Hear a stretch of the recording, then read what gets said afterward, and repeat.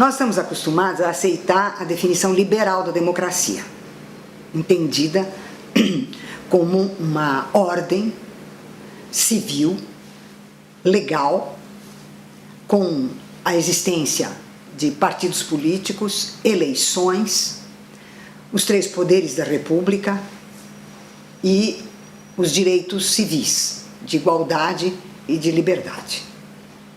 Isso é muito pobre para definir a democracia. A democracia é uma forma social. Ela não é um simples regime político, ela é uma forma da sociedade. E ela é aquela forma social e política que tem 3 características principais. Primeiro, é a única que é baseada na criação e conservação de direitos. É a única que considera o conflito legítimo e necessário. E é a única que afirma que a soberania é popular. A soberania pertence ao povo e não ao governante.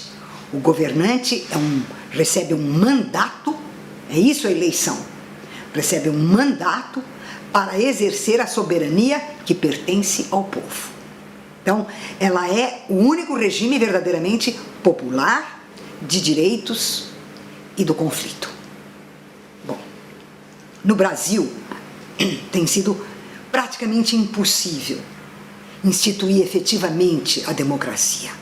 Nossa sociedade é uma sociedade autoritária, oligárquica, violenta, hierarquizada, que estabelece sempre uma relação de hierarquia entre as pessoas, em que um manda e o outro obedece, de tal modo que os direitos no Brasil se dissolvem e a sociedade brasileira está polarizada, dividida entre as carências das classes populares e os privilégios da classe dominante. Ora, uma carência é sempre algo específico e um privilégio é sempre algo individual. Um direito é sempre universal, seja porque ele é o mesmo para todos, seja porque todos o reconhecem como um direito. Então, no Brasil, a carência e o privilégio tornam a criação de direitos uma tarefa gigantesca e, às vezes, impossível. E nas poucas vezes em que isso se realiza, é logo em seguida destroçado e devastado. Nesse momento, a democracia brasileira, que era tão frágil por causa da violência da sociedade brasileira, do autoritarismo da sociedade brasileira, nesse momento ela sofre um golpe mortal, que é o golpe neoliberal. Por quê?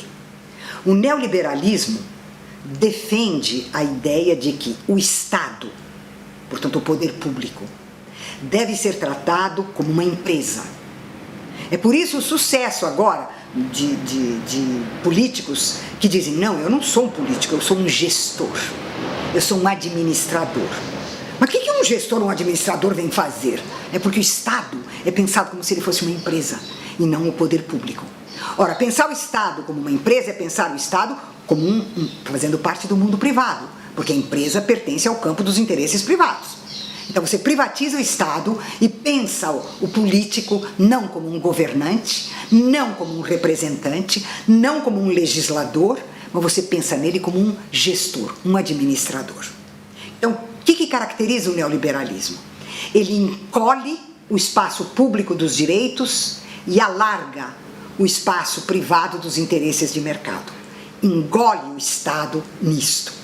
E é o que nós estamos vendo acontecer nesse momento no Brasil, né? Nós somos uma caricatura do neoliberalismo. Isso é importante lembrar, que nós não somos formas neoliberais, nós somos uma caricatura, né? Os nossos gestores são verdadeiras caricaturas, né? Mas de toda maneira, todas as reformas que estão sendo feitas, a privatização das universidades, a ideia de que a universidade pública deve ser extinta, porque ela não traz lucro para o Estado. E se elas forem privadas, elas vão competir entre si. E a competição é a alma do negócio.